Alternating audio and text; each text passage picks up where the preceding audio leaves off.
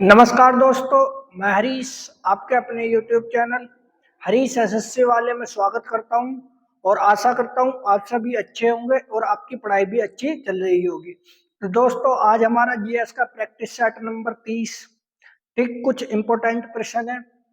आशा करूंगा कि वो प्रश्न आपको अच्छे लगेंगे।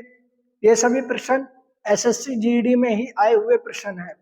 ठीक है, तो चलते हैं। अगर आपको प्रश्न अच्छे लगे तो प्रश्नों को लाइक करना है और चैनल को सब्सक्राइब करना है। तो चलते हैं पहले क्वेश्चन की तरफ। तो दोस्तों, पहला क्वेश्चन दिल्ली में स्थित कुतुब मीनार की ऊंचाई लगभग कितनी है। अब आपको बतानी है कि कितनी है कुतुब मीनार की ऊंचाई। 75 मीटर है, 77 मीटर है, 73 मीटर है या 71 मीटर है। देखो, कुतुब मीनार की जो ऊंचाई है आपने पढ़ी होगी फीट में। 200 237.8 फीट। ठीक है, तो अगर हम इसे मीटर में कन्वर्ट करेंगे तो ये बैठेगी 73 मीटर। ठीक, अब मैं बात करता हूँ कुतुब मीनार का निर्माण किसने करवाया था भैया। निर्माणकर्ता कौन थे जिन्होंने नींव रखी थी। निर्माण थे भैया कुतुबुद्दीन ऐबक।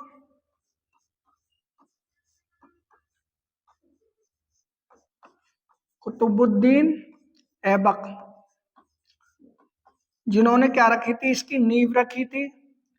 पूर्ण निर्माण किसने करवाया था।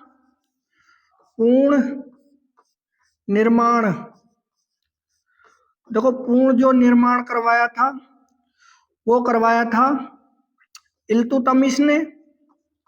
किसने? इल्तुतमिश ने। इल्तुतमिश ने कुतुब मीनार का पूर्ण निर्माण करवाया था, लेकिन बाद में तूफान के कारण कुतुब मीनार क्षतिग्रस्त हुई थी, जिसका पुनः जो निर्माण करवाया था क्षतिग्रस्त भाग का, क्षतिग्रस्त भाग का जो निर्माण करवाया था वो करवाया था भैया, किसने करवाया था? वो करवाया था फिरोज शाह तुगलक ने। फिरोज शाह तुगलक। यह क्वेश्चन पूछा गया कि तूफान के कारण जब कुतुब मीनार क्षतिग्रस्त हुई थी तो उस समय उसका निर्माण किसने करवाया था। तो किसने करवाया था? फिरोज शाह तुगलक ने। एसएससी जीडी 2022 की 23 नवंबर की शिफ्ट में यह क्वेश्चन पूछा गया था। ठीक है, अगले क्वेश्चन की तरफ चलते हैं। क्वेश्चन नंबर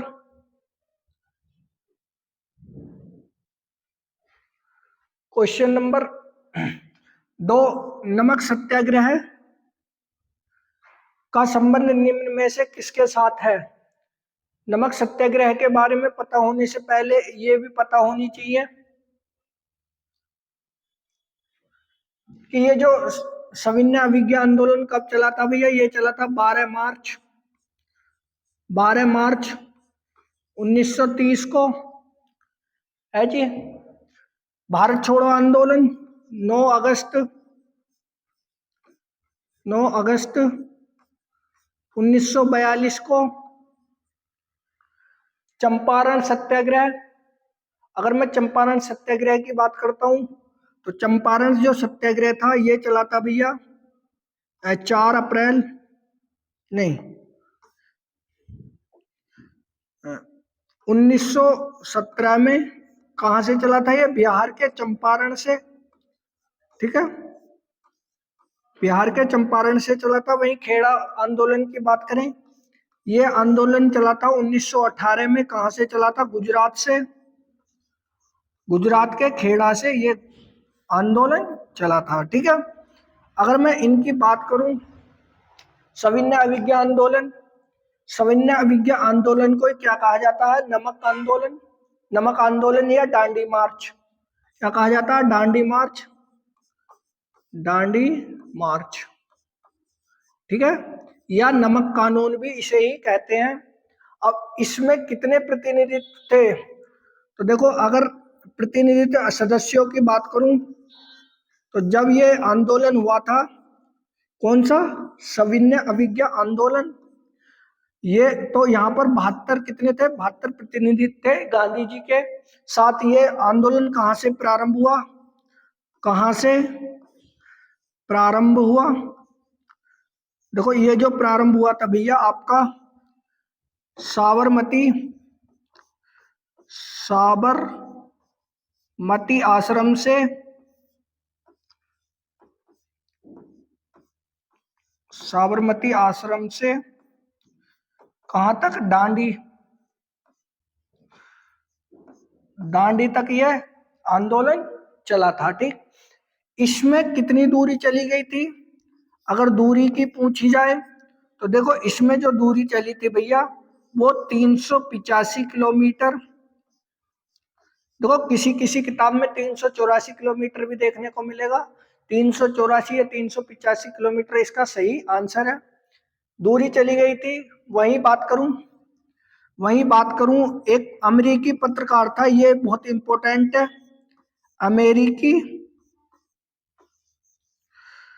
एक अमेरिकी पत्रकार था,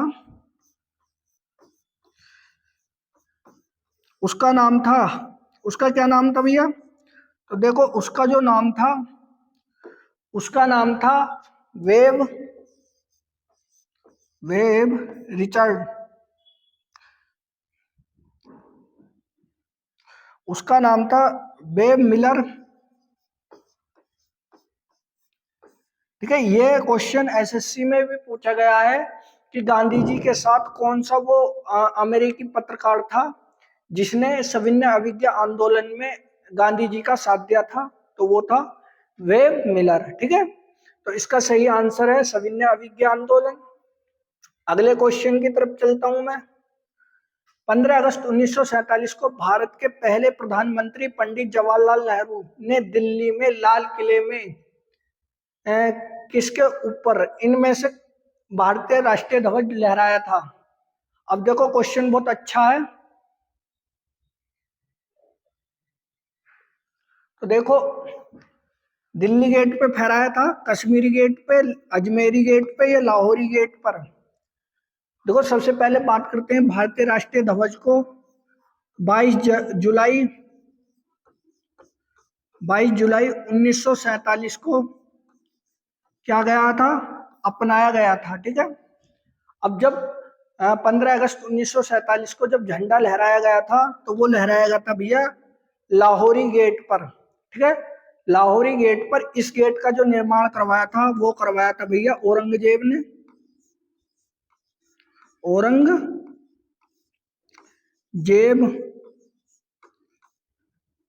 ठीक है, अब ये लाहौरी गेट किससे बना है?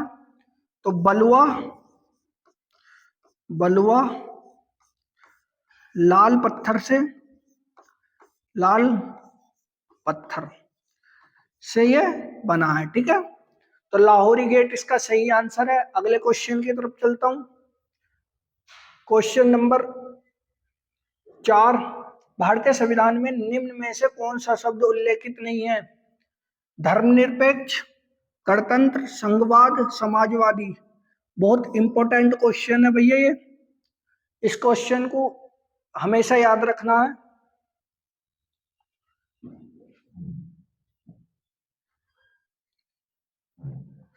तो इस क्वेश्चन का सही आंसर क्या हो सकता है? देखो, धर्मनिरपेक्ष होता है, गणतंत्र का भी प्रयोग समाजवादी में और समाजवादी। बस एक संघवाद का जो प्रयोग है भारतीय संविधान में नहीं किया गया। जब आप प्रस्तावना पढ़ोगे वहां पे अभी आपको पता चल जाएगी कि कौन कौन से शब्द भारत के संविधान में जोड़े गए हैं, कौन से नहीं हैं। अगले क्वेश्चन की तरफ चलता हूं मैं। क्वेश्चन नंबर 5, संविधान सभा में उद्देशिका को निम्न में से किसने प्रस्तुत किया था? तो BN राव ने किया था, सरदार पटेल ने, BR अम्बेडकर ने, जवाहरलाल नेहरू ने। देखो, संविधान सभा के समक्ष उद्देशिका, जिसे हम अब क्या कहते हैं, प्रस्तावना। ठीक है, किसने रखी थी? वो पंडित जवाहरलाल नेहरू थे, जो संविधान सभा के समक्ष उद्देशिका को लेकर आए थे। कब लेकर आए थे? देखो, संविधान सभा के समक्ष पेश जब की थी, तो पेश की थी इन्होंने 13 दिसंबर 1946 को संविधान सभा ने अपनाया था। संविधान सभा ने इसे 22 जनवरी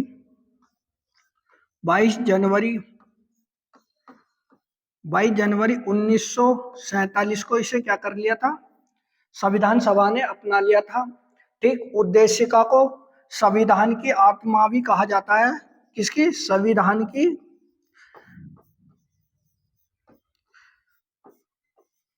आत्मा कहा जाता है। किसे? प्रस्तावना को। ठीक है, अगले क्वेश्चन की तरफ चलता हूं मैं।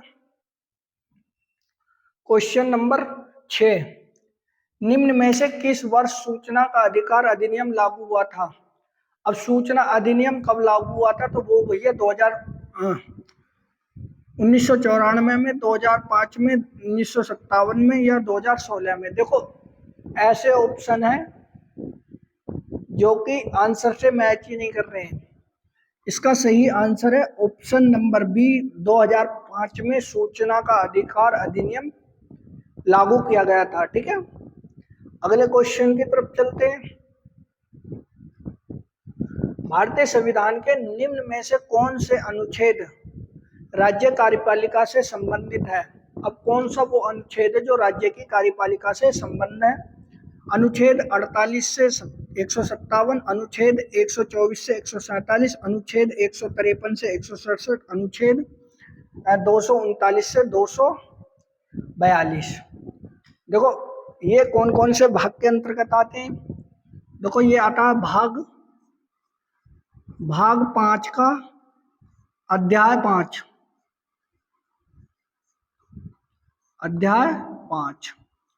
ठीक है, इसमें कौन कौन से कहां से कहां तक के आर्टिकल? आर्टिकल 148 से आर्टिकल 157 तक भारत का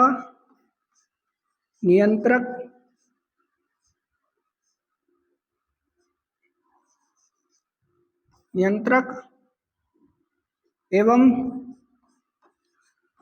महालेखा परीक्षक।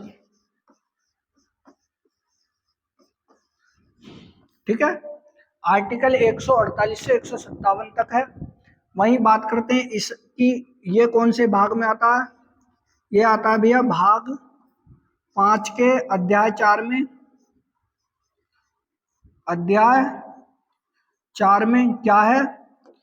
संघ का, इसके अंतर्गत आता है संघ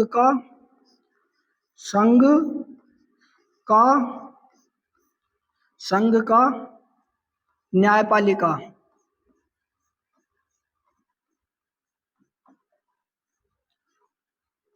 ठीक है, अगर मैं बात करूं आर्टिकल 153 से 167 कौन से भाग में आते हैं? तो ये आते हैं भाग 6 में। कौन से में आते हैं? भाग 6 के कौन से अध्याय में आते हैं? भाग 6 के अध्याय 2 में आते हैं। ठीक है, अध्याय 2 में।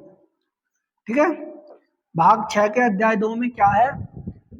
राज्य कार्यपालिका से ये संबंधित है। तो इसका सही आंसर ऑप्शन नंबर सी होगा। अब बात करें इसमें क्या है? संघ के राज्य क्षेत्र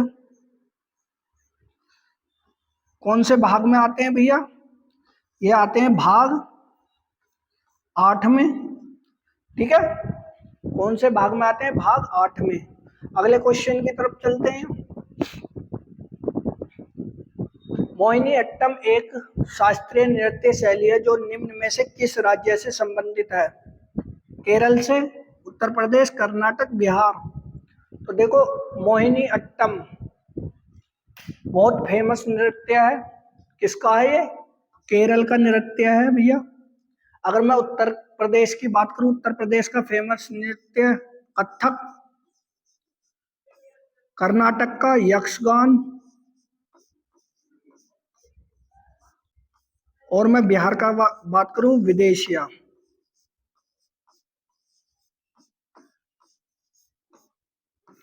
ठीक है, अगले क्वेश्चन की तरफ चलते हैं। ये फेमस है कुछ ज्यादा ही। वहीं आगे बात करते हैं। काम के बदले अनाज योजना भारत में किस वर्ष शुरू की गई थी? 1905 में शुरू की गई थी, 2000 में शुरू की गई थी, 2004 में, 2003 में। देखो, काम के बदले अनाज योजना वो 2004 में प्रारंभ की गई थी। किसने प्रारंभ की थी? जो हमारे ग्रामीण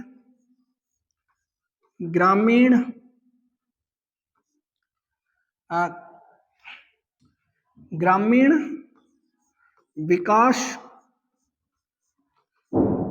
मंत्री ग्रामीण विकास मंत्री होते हैं, उन्होंने इस योजना की शुरुआत की थी। ठीक है, तो इसका सही आंसर है 2004 में काम के बदले अनाज योजना प्रारंभ की गई थी। अगले क्वेश्चन की तरफ चलते हैं। Question number 10। पोषण की वह विधि जिसमें जीव अमृत नहीं है भैया, मृत एवं विघटित पदार्थों से पोषक तत्व ग्रहण करते हैं, डैश पोषण कहलाते हैं। एक पोषी कहलाते हैं, मृत जीवी कहलाते हैं, स्वपोषी कहलाते हैं, या परजीवी कहलाते हैं। देखो, जो मृत और विघटित पदार्थों के तत्वों को ग्रहण करते हैं वो कैसे होते हैं? वो होते हैं मृत जीवी। ठीक है, स्वपोषी जो अपना भोजन स्वयं बनाते हैं वे स्वपोषी होते हैं। जो अपना भोजन स्वयं बनाते हैं वो क्या कहलाते हैं? वो कहलाते हैं स्वपोषी। ठीक, स्वपोषी में क्या कहते हैं? नीले हरे शैवाल हो गए, बैक्टीरिया हो गए। ठीक है, परपोषी में जो जीव जीव जंतु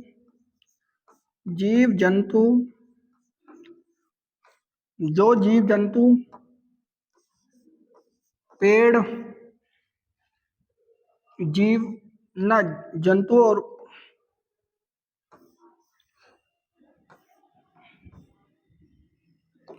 जो जंतुओं और पेड़ों पर निर्भर रहते हैं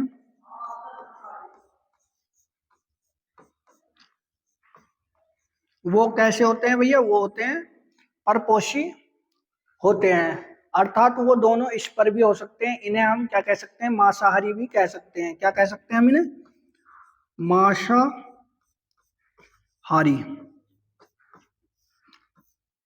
ठीक है, अगले क्वेश्चन की तरफ चलते हैं। अगला क्वेश्चन क्या करा? दिए गए उद्योगों में से चूना पत्थर का कच्चा माल है। चूना पत्थर आप समझ गए होंगे क्वेश्चन को। प्लास्टिक उद्योग, फर्नीचर उद्योग, सीमेंट उद्योग, इलेक्ट्रॉनिक उपयोग। देखो, चूना पत्थर से प्लास्टिक तो नहीं बनती है, फर्नीचर भी नहीं बनता, और इलेक्ट्रॉनिक सामान भी नहीं बन सकते हैं। तो इसका सही आंसर क्या है? सीमेंट उद्योग। अब जब सीमेंट उद्योग की बात कर ली है तो भारत का कौन सा राज्य अग्रणीय है? प्रथम राज्य, देखो प्रथम राज्य कौन सा भैया? प्रथम राज्य है आंध्र प्रदेश। आंध्र प्रदेश।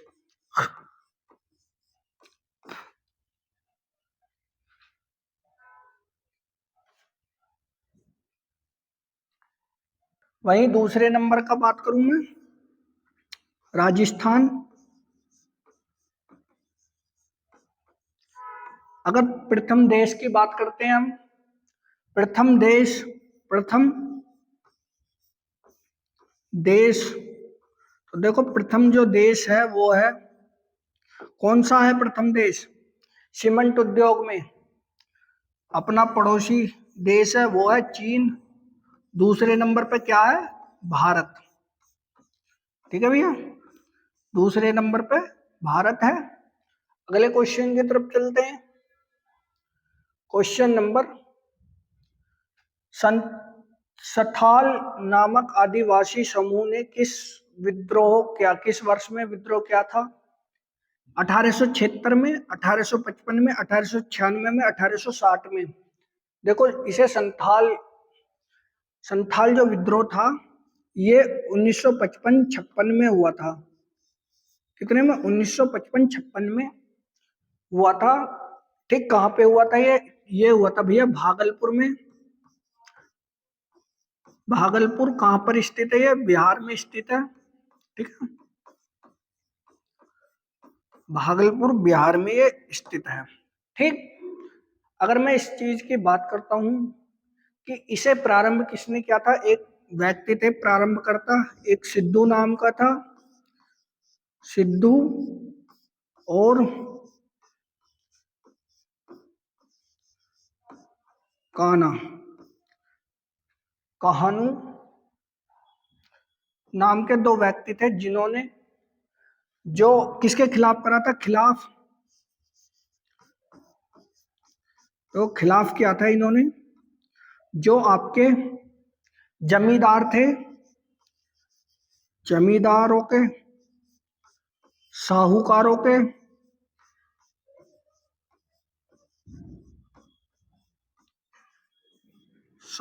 के, खिलाफ, और जो ब्रिटिश अधिकारी के विरुद्ध उनकी बर्बरता के कारण ये युद्ध प्रारंभ किया था। कब हुआ था?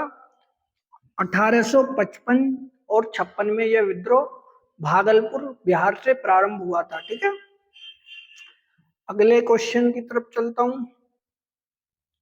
क्वेश्चन नंबर 13, किस मुगल सम्राट को जिंदा पीर कहा जाता है? हुमायूं को कहा जाता है, जहांगीर को कहा जाता है, अकबर को, या औरंगजेब को? देखो जिंदा पीर जो कहा जाता है औरंगजेब को कहा जाता है। अब औरंगजेब की बात है तो औरंगजेब के बारे में पढ़ते हैं हम। इसने कितनी बार करवाया था? नंबर 1 फैक्ट, 2 बार सिंहासन रोहण करवाया। पहला कहाँ करवाया था भैया? तो पहले की बात करूं मैं, आगरा में करवाया था इसने। ठीक है, और दूसरा कहाँ करवाया था? दूसरी बार इसने करवाया था भैया दिल्ली में। देवरिया का युद्ध लड़ा था इसने, तो उस समय ये सिंह राज्य अभिषेक करवाया था। वहीं पॉइंट नंबर 2 बात करते हैं। पॉइंट नंबर 2, 1675 में इसने सिख के 9वें गुरु, किसके? सिखों के 9वें गुरु, किसकी? 9वें गुरु कौन थे? 9वें गुरु की हत्या करवा दी थी सिखों के। कौन से 9वें गुरु की इसने हत्या करवा दी थी? उनका नाम था तेग बहादुर खां।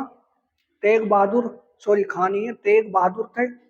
ठीक है, वहीं बात करूं, अगर मैं इसके बारे में बात करूं, बीबी का मकबरा, बीबी का मकबरा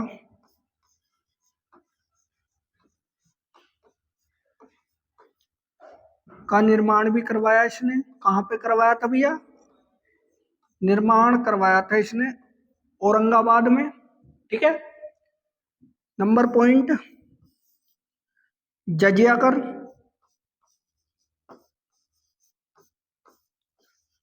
कर, पुनः प्रारंभ किया था। ठीक है, नंबर 5 पॉइंट है इसका, जो मनसबदारी थी उसमें हिंदुओं की संख्या सबसे ज्यादा थी। मनसबदारी में हिंदुओं की संख्या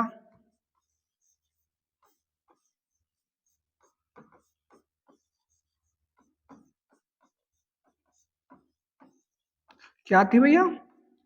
हिंदुओं की संख्या क्या थी? सबसे अधिक थी, सबसे अधिक। ठीक है। वहीं पॉइंट नंबर 6 भैया, ये वीणा बजाने में, वीणा बजाने में दक्ष था, अर्थात इसे उपलब्धि प्राप्त थी। ठीक है, 6 नंबर। और भैया अगर मैं इसके कार्यकाल की बात करता हूं तो 1658 से 1707 तक ये रहा था। ठीक है, तो इसके नए ये कुछ इंपॉर्टेंट फैक्ट थे। अगले क्वेश्चन की तरफ चलते हैं।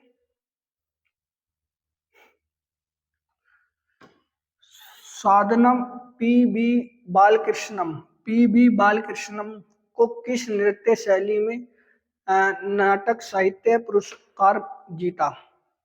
लावणी में, कथकली में, भरतनाट्यम में या कुचिपुड़ी में?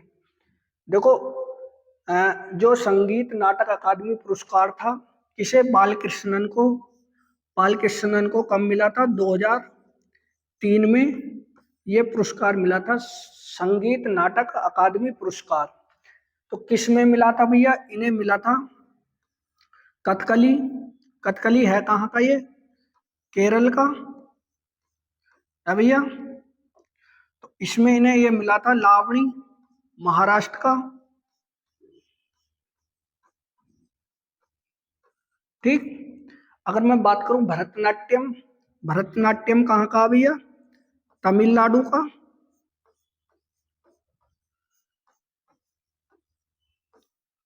ठीक। और कुचिपुड़ी आंध्र प्रदेश का।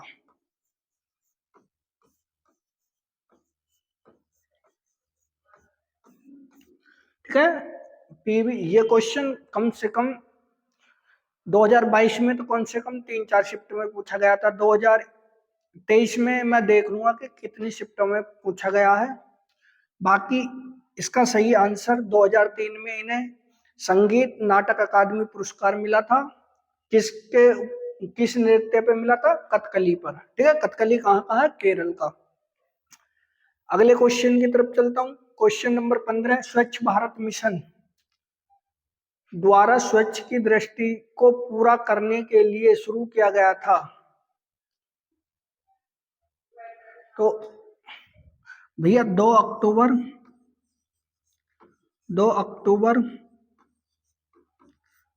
2014 को यह प्रारंभ किया गया था। अब इसमें चाहे तो इसे ई ऑप्शन मान लो या इनमें से कोई संशोधन मान लो।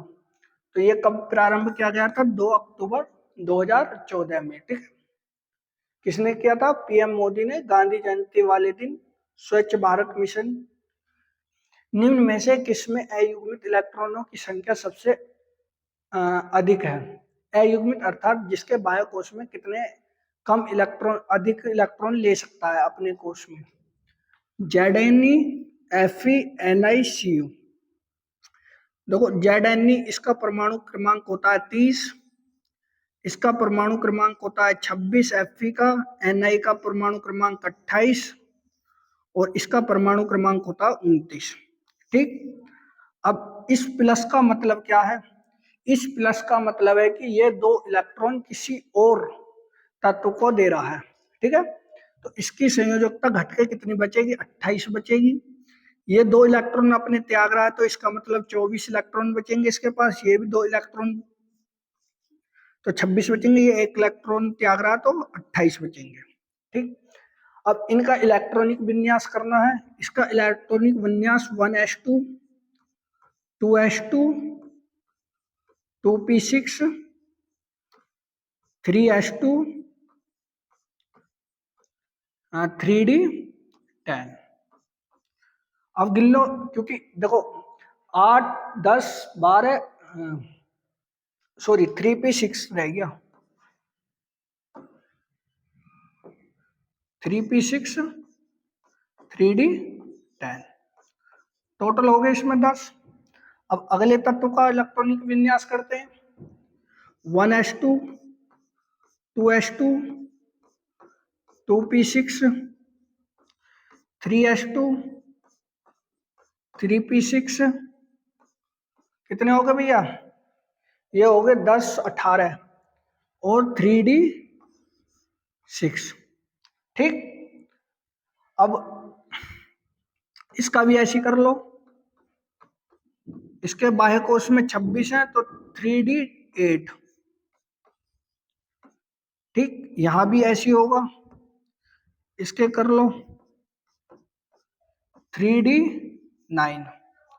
अब देखो ये तो सब अपने पूर्ण कोश हैं, इसमें अधिकतम 10 इलेक्ट्रॉन आ सकते हैं, तो ये अपने पूर्ण कोश में, इसमें अधिकतम 8 है लेकिन 10 आने चाहिए, तो 2 की कमी है। यहाँ पर कितने की कमी है? 1 की कमी है। यहाँ पर कितने की कमी है? 4 की कमी है।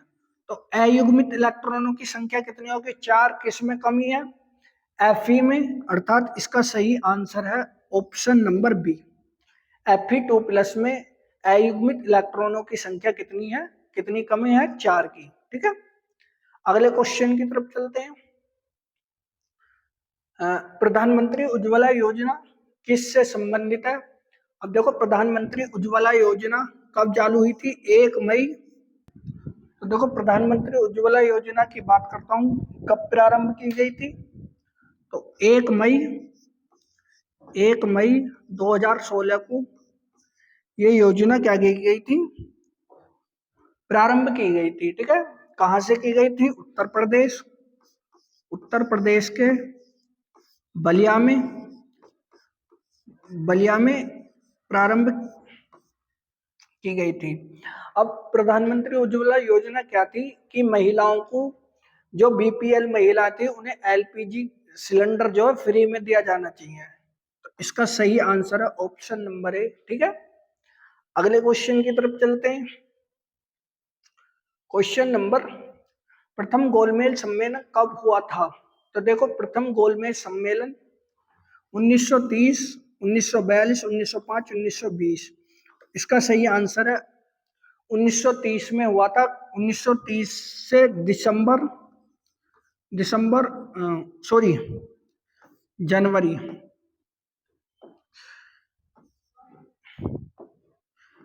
जनवरी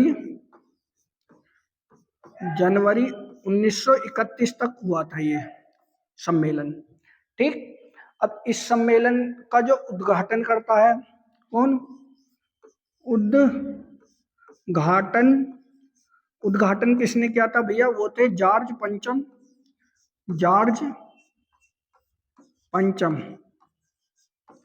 ठीक है, जॉर्ज पंचम ने क्या कहता है, इसका उद्घाटन किया था। वहीं बात करूं मैं, पीएम कौन थे उस समय? पीएम थे मैकडोनाल्ड।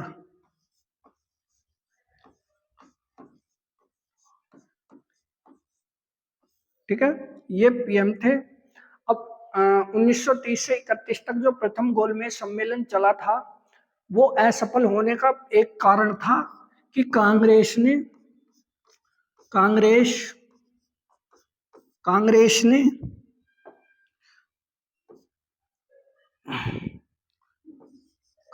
ने इस सम्मेलन में भाग नहीं लिया था। सम्मेलन में भाग नहीं लिया, इसलिए यह असफल रहा था। ठीक, अब जब बात प्रथम गोलमेज सम्मेलन की हुई थी, तो दूसरा कब हुआ था? देखो दूसरा हुआ था सितंबर 1931 से दिसंबर 1931 तक ये आंदोलन चला था। ठीक है, नहीं, सितंबर से नवंबर तक चला था ये।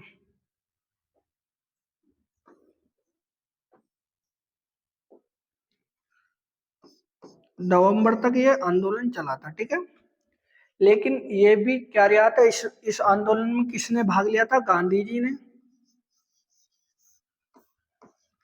गांधी जी ने इसमें भाग लिया था। ठीक, वहीं तीसरा आंदोलन, तीसरा सम्मेलन तीसरा सम्मेलन जो हुआ था भैया, वो हुआ था नवंबर 1931 से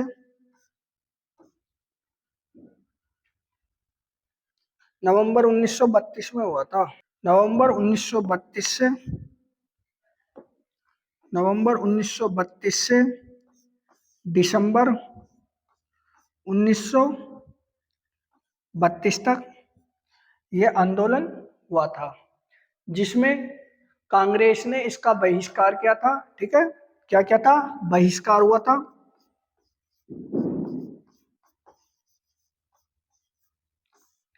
बहिष्कार हुआ था इसका। वहीं बात करूं मैं बात करूं कि ऐसा कौन सा व्यक्ति था जिसने तीनों आंदोलनों में भाग लिया था। तो देखो, जो बी आर अम्बेडकर थे, बी आर अम्बेडकर, इन्होंने तीनों गोलमेज सम्मेलनों में भाग लिया था। ठीक है, अब इन तीनों का जो उद्देश्य, मतलब असफल रहने का कारण ये था कि जो बी आर अम्बेडकर थे, वो अपनी जात के अपनी कास्ट के लोगों के लिए एक अलग, मतलब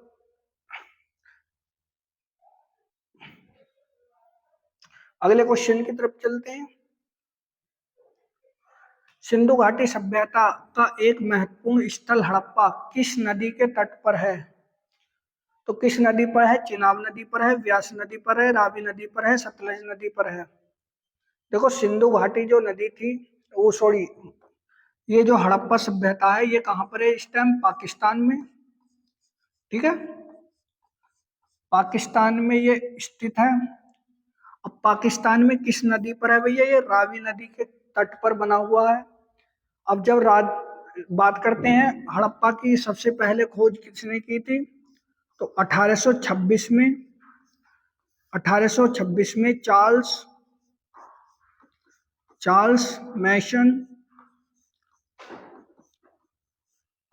मैसन ने सर्वप्रथम हड़प्पा स्थलों की खोज की थी। ठीक, अर्थात खुदाई की थी। लेकिन कौन भारतीय थे? तो 1921 में दयाराम साहनी ने हड़प्पा सभ्यता के स्थल खोजे थे। ठीक है, अगले क्वेश्चन की तरफ चलते हैं।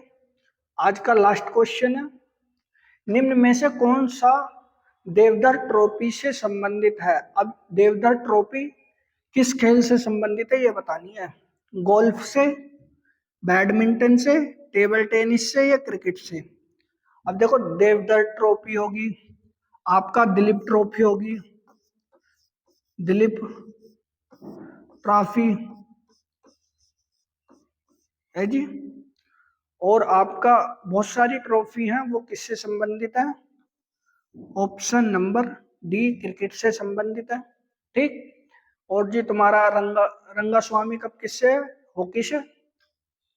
आशा करूंगा कि आपको ये 20 क्वेश्चन अच्छे लगे होंगे और आपको वीडियो भी अच्छी लगी होगी। वीडियो को लाइक करना है, चैनल को सब्सक्राइब कीजिए। जय हिंद, जय भारत।